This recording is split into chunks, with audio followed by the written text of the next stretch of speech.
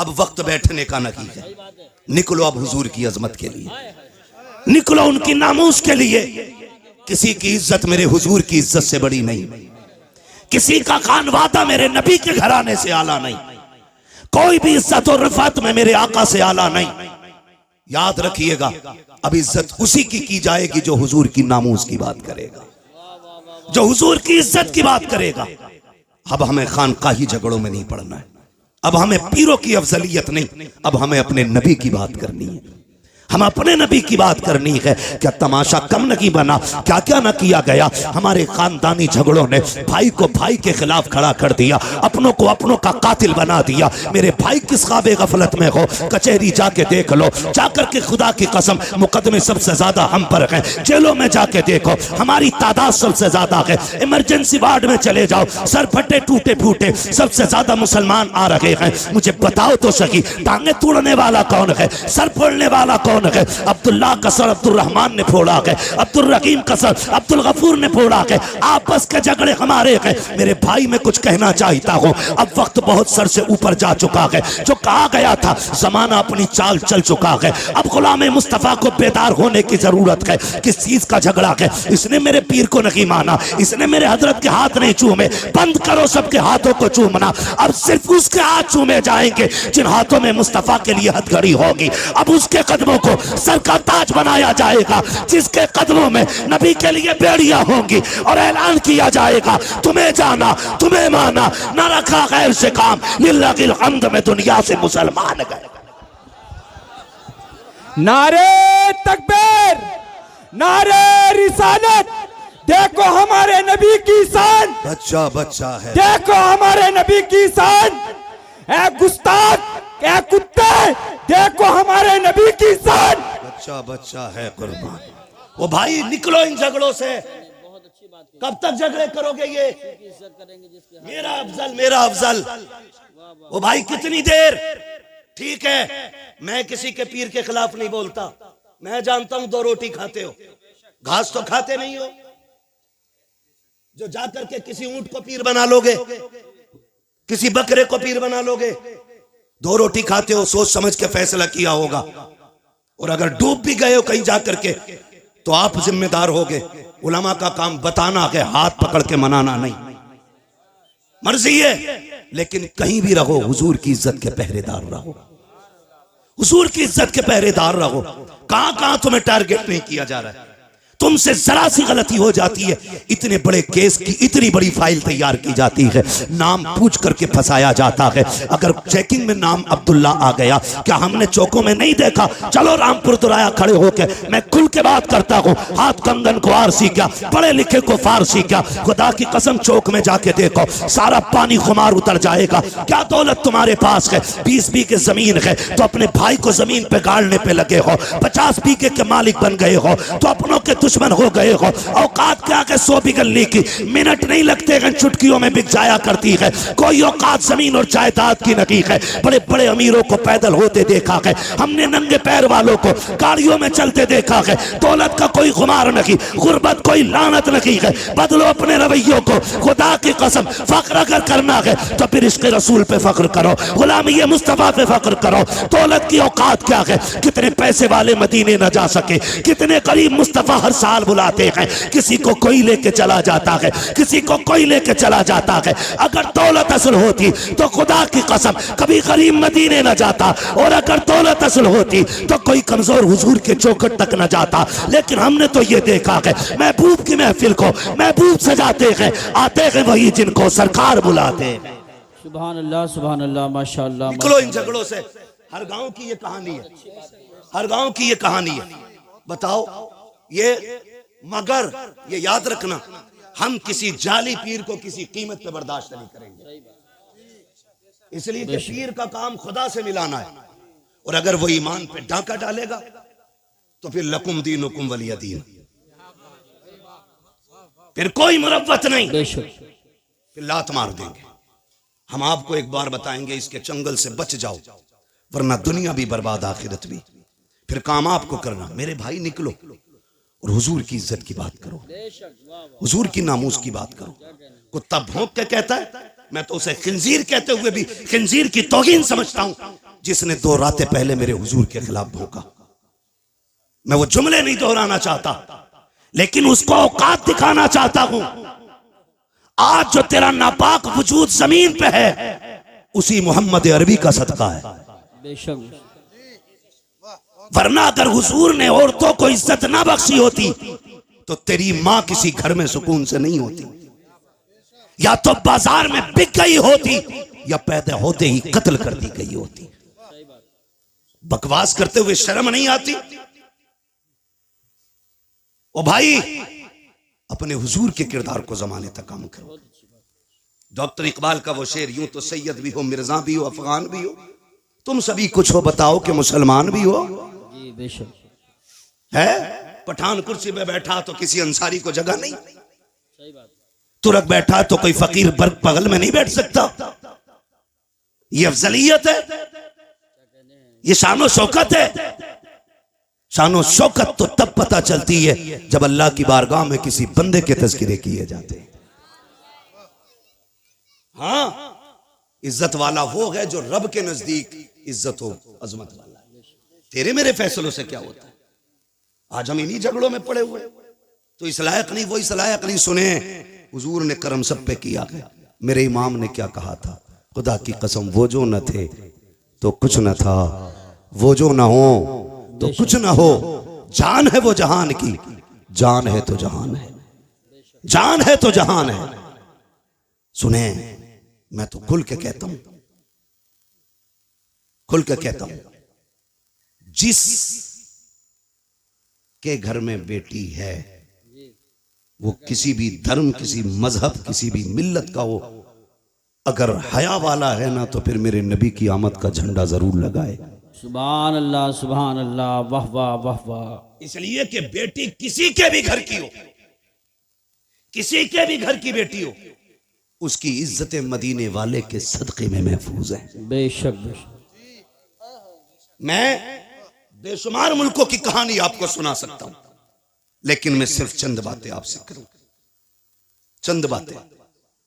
इसी मुल्क की सच्चाई यह थी कि अगर शोहर मर जाता था ना, तो बीवी को जिंदा चिता पे जला दिया जाता था, है ना, जिसे सती बोलते थे ना, सती करना, जिंदा जला दिया जाता था। अगर जिंदा ना जलाया जाता तो एक कमरे में 40 दिन के लिए बंद किया जाता। या तो वो घुट के मर जाती, और अगर बच जाती जिंदा तो उसका मुंह काला किया जाता, और उसको गधे पे बैठा के पैर में, गले में जूतियों का हार डाल के घुमाया जाता, और ये कहा जाता ये वो मनहूस औरत है जिसकी वजह से इसका शोहर मर गया।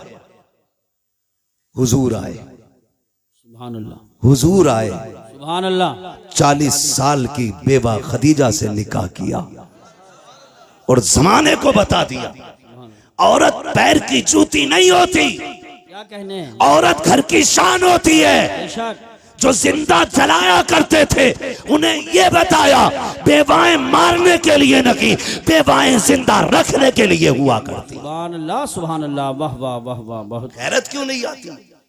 गैरत क्यों नहीं आती? वो भाई हुजूर आए, बेटियां मुस्कुराई। छोटी बड़ी दौलत है, छोटी इतनी बड़ी दौलत बेटी की है, खुदा की कसम इस जैसा हमदर्द नजर ही नहीं आता। सही बात, यही बात है। इस जैसा हमदर्द नजर ही नहीं आता। हम लोग सफर में रहते हैं, आकिल भाई हैं, यूसुफ भाई हैं, ये उलमा है जो परदेश रहते हैं, अल्लाह ने बेटियों से नवाजा है। खुदा की कसम अगर 4 दिन लेट हो जाते हैं, बेटियां फोन करने लगती हैं, अब्बा बताओ ना कब आओगे, दिल नहीं लग रहा है, तुम आओगे तब अच्छा लगेगा। इस दौलत से तो हम महरूम ही रह जाते अगर मेरे नबी नहीं आते। आक़ा करीम आए, आने के बाद एक ऐलान किया था, लोगों मेरी फातिमा मेरे जिगर का टुकड़ा है। हुजूर ने अपनी फातिमा को एक बार कहा, पूरी कायनात बेटियों को जिगर का टुकड़ा समझने लग गई है। आक़ा करीम ने ऐलान फरमाया था, रब ने जिसको 3 बेटियां अता की उसने पाल पोस के बड़ा कर दिया, इज्जत से रुखसत कर दिया। आका फरमाते उसको जन्नत की जमानत मैं दे रहा हूँ। 2 बेटियों वाला खड़ा हुआ, उसने कहा था महबूब जिस पे 3 हो वो तो जन्नती है, क्या 2 वाला महरूम रह जाएगा? फिर मेरा नबी मेरे करीम से कर कतरा किसी ने मांगा, दरिया बहा दिए गए, तुरे में बहा दिए गए। आला हजरत ने कसम खुदा की कलम तोड़ दिया। मेरे नबी से पूछा आका 3 वाला जन्नती है, 2 वाला महरूम रखेगा? तब मेरे नबी ने कहा था नहीं, जिसकी 3 बेटियां वो भी जन्नती हैं, जिसको रब अपनी 2 बेटियां थी, पाल पोस के बड़ा कर दिया, इज्जत से रुखसत कर गया, वो भी जन्नती है। फिर एक वाला खड़ा हुआ, उसने कहा या रसूल अल्लाह, 3 वाला भी जन्नती, 2 वाला भी जन्नती, मुझे तो एक बेटी मिली है। आका क्या मैं? मेरे नबी फरमाते हैं तू भी जन्नती है। फिर जब 3 वाला, 2 वाला, 1 वाला, तीनों जन्नती हो गए, फिर वो खड़ा हुआ जिसकी गोद में बेटी ना थी, तब उसने कहा या रसूल अल्लाह, मुझ पे तो बेटी कोई नहीं। मेरे नबी ने फरमाया अच्छा, 3 वाला भी जन्नती है, 2 वाला भी जन्नती है, जिसके पास एक बेटी है वो भी जन्नती। आगे आका कहते हैं जिस पे बेटी ना हो लेकिन बेटी की तमन्ना हो, इसी तमन्ना के साथ मर गया, मैं हाथ पकड़ के उसे जन्नत में दाखिल कर डालूं। नारे तकबीर, नारे रिसालत, नारे गौसियत, मसलके आला हजरत, फैज़ान आला हजरत, जश्न ईद मिलादुन नबी, मुफ्ती हम्माद रजा साहिब क़िबला। सुभान अल्लाह, सुभान। तवज्जो है सारे लोगों की? इतनी बड़ी दौलत, आका करीम जन्नत बांट रहे हैं, जन्नत हुजूर के सदके में मिल रही है। मैं खुल के कहता हूं जिसके घर में एक भी बेटी है ना, वो मेरे नबी के नाम का झंडा लगाए, बेशक मेरे नबी के नाम का झंडा लगाए। भाई मेरी तरफ पंखा ना कीजिएगा भाई, नुकसान देगा बाबू, पंखा उधर ही रहने दो। तवज्जो है ना? एसी वाला मसला मुकर्रिर का होता है, शायर का, ये जितना गर्म होता है उतना ही बंदों को ठंडा करता चलता है ना? एसी ठंडी हो जाए तो फिर हवा ठंडी नहीं होती है। तवज्जो है सारे लोगों की? चलूं आगे जी इरशाद। बेटियां हुजूर के सदके में मिली, हुजूर के सदके में ये रिश्ते। आपसे एक बात कहूं खुदा के वास्ते, खास करके हमारा ये इलाका जितना भी आता है, रामपुर, मुरादाबाद, संभल, अमरोहा तक, उधर बरेली तक, हमने ना तबाही मचा रखी है। दिल के पपोले जल उठे सीने के दाग से, इस घर को आग लग गई घर के चिराग से। बाहर के झगड़े उतने नहीं थे जितने घर के हो गए। और याद रखिएगा, बंदा पूरी दुनिया से लड़ सकता है लेकिन अपनों में आके टूट जाता है, अपनों से नहीं लड़ सकता। आप कहेंगे ये बात मैंने कैसे कर दी? बुरा ना माने, जिसके घर हम बेटी लेने जाते हैं ना, वो भी हमारा अपना है या अपना होने वाला है। और जो बेटी लेने आया है ना, वो भी हमारा अपना है या अपना होने वाला है। निकाह से पहले क्या कसाईयों वाली हरकत हमारी नहीं होती है? कसाई मीन्स बिरादरी मत लेना, मैं मजबूती दिल की मुराद ले रहा हूं इसमें। चलो इसकी जगह दूसरा जुमला बोलने, जल्लाद होते हैं हम लोग, जल्लाद होते हैं। 10 लाख देगा तो बारात आएगी, वरना जा अपनी बेटी की बारात कहीं से मंगा ले। मुझे बता, हुजूर आए तो बेटियां पैदा होने के बाद कम से कम पैदा होते ही मार दी जाती थी, उनके पालने का तो एहसास नहीं था। जी जी। आज 20 साल की बेटी को जब आग लगाई जाती है ना, तो सिर्फ एक बेटी नहीं मरती, कई खानदान मर जाते हैं।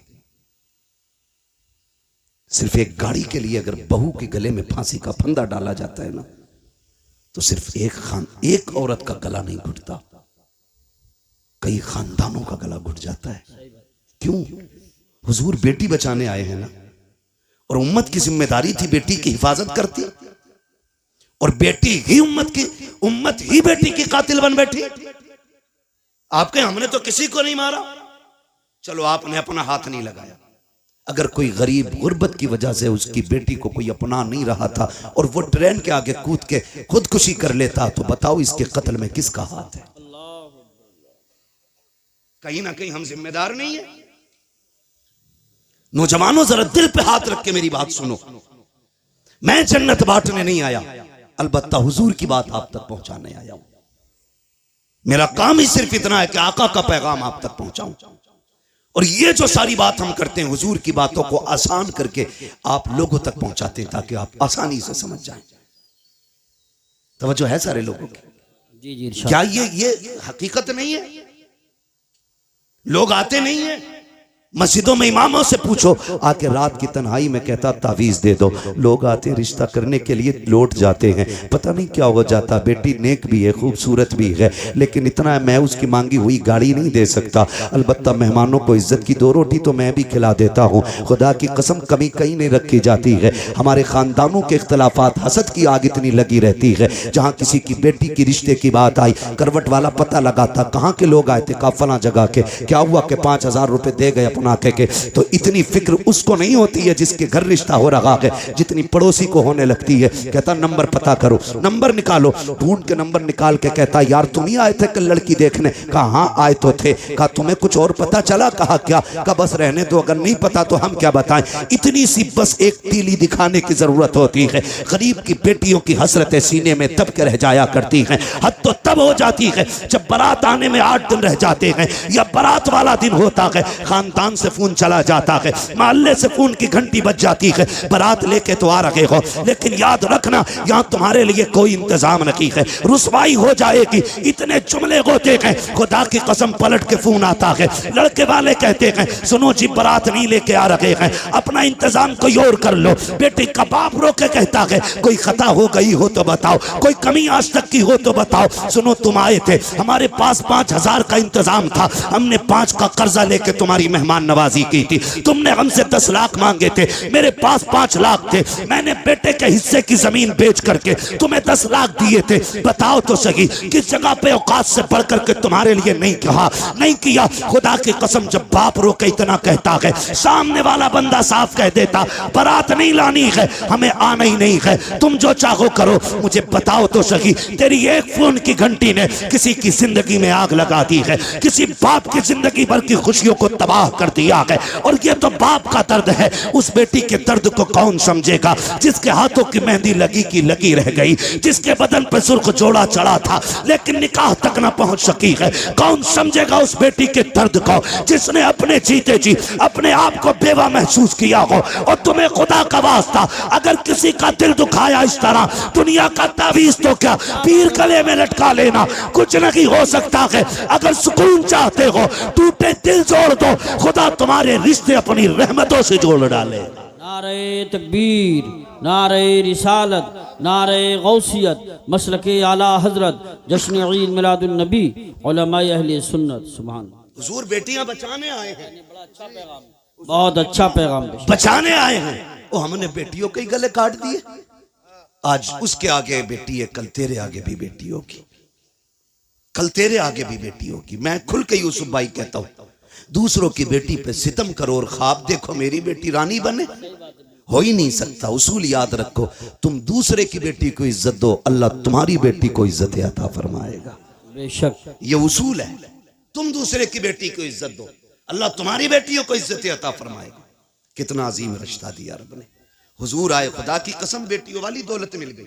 और मेरे आका तो कभी अपनी शहजादी को देख के खातून जन्नत को फरमाते थे फातिमा उम्मी बाद उम्मी, फातिमा मेरी माँ के बाद मेरी माँ है। यानी आका फरमाते थे मेरी माँ के बाद अगर किसी ने सबसे ज्यादा मुझसे प्यार किया है तो मेरी फातिमा ने प्यार किया है। सुभान अल्लाह, माशाअल्लाह। ये हुजूर फरमाते थे मेरी फातिमा मेरी माँ के बाद मेरी माँ, यानी कि जो ख्याल मेरी माँ ने मेरा रखा था उसके बाद मेरी फातिमा ने मेरा ख्याल रखा। खुदा की कसम माँ के बाद अगर किसी लहजे में माँ का प्यार दिखता है ना तो वो बेटी का लहजा होता है। माँ के बाद अगर किसी को फिक्र होती है ना तो वो बेटी को होती है। गलत नहीं कह रहा हूं, लिख लो मेरे भाई। आज बीवियों के लिए मैं बुराई नहीं कर रहा हूं बीवियों की, इस्लाम ने औरत को भी हक दिया, माँ को भी हक दिया, बहन को उसका हक दिया। इस्लाम से बेहतर तो कोई भी धर्म का दावा करने वाला वो इंसान को हक इंसानियत का दे ही नहीं सकता, दे ही नहीं सकता। आज बकवास कर रहे हैं इस्लाम ने औरत को हक नहीं दिया। मैंने कहा बेगैरत, तुझे तो एक हक मिला है मगर इस्लाम ने बेटी को 2-2 जगह हक दिला है। बाप के घर भी बेटी का हक है बेशक, और शोहर के घर भी बेटी का हक है। बेशक इतनी इज्जत है किसने दी? इस्लाम ने। इस्लाम ने इतनी इज्जत बख्शी है। भाई सुने गौर से, बेटी के रिश्ते बड़े अजीम होते हैं।